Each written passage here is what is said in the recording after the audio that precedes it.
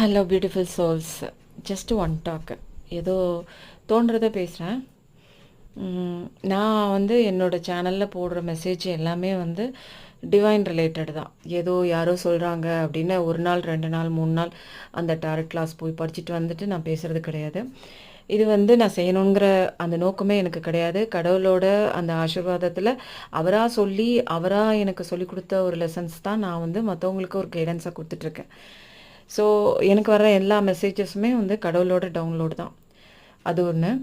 அடுத்த விஷயம் வந்து நானுமே வந்து ஒரு dark night of the soul, first dark night of the soul போனேன். திருந்தலை, தெரியல என்ன நடக்குதுன்னு தெரியல.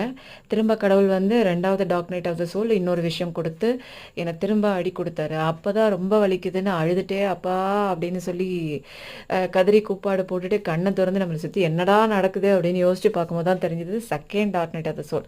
அப்போ தான் கடவுள் வந்து நிறையா வந்து ஒரு ஆசீர்வாதம் கொடுத்து பிளஸிங் பண்ணி இன்னர் வாய்ஸ் கேளு, இன்ட்யூஷன் கேளு, நிறையா மெடிடேஷன் போ, உள்ளே என்ன நடக்குதுன்னு பாரு, மேலே என்ன நடக்குது, இந்த உலகம்னா என்ன, நீ எதுக்கு வந்திருக்க, என்ன விஷயம் புரிஞ்சுக்கிறதுக்காக வந்திருக்க. நான் எப்பயுமே ஒரு லாஜிக்கலான பர்சன். எதையுமே வந்து தெரிஞ்சுக்காமல் புரிஞ்சுக்காமல் ஓகே சொல்ல மாட்டேன், நம்ப மாட்டேன். அந்த மாதிரி தெரிஞ்சுக்கிட்ட ஒரு விஷயங்களில் ஒன்று தான் கடவுள்னு ஒருத்தர் இருக்கார், நம்ம கர்மான்னு ஒன்று இருக்குது, அதை பேஸ் பண்ணி தான் நம்ம லைஃப் இருக்குது. அதெல்லாம் வந்து கழிக்கிறதுக்காக தான் இந்த உலகத்தில் பிறந்திருக்கோம் அப்படிங்கிற ஒரு விஷயத்த நான் வந்து தெளிவாக புரிஞ்சுக்கிட்டேன். இதுதான் வந்து ஃபஸ்ட்டு நான் உங்ககிட்ட பேசணும்னு நினச்ச ஒரு விஷயம்.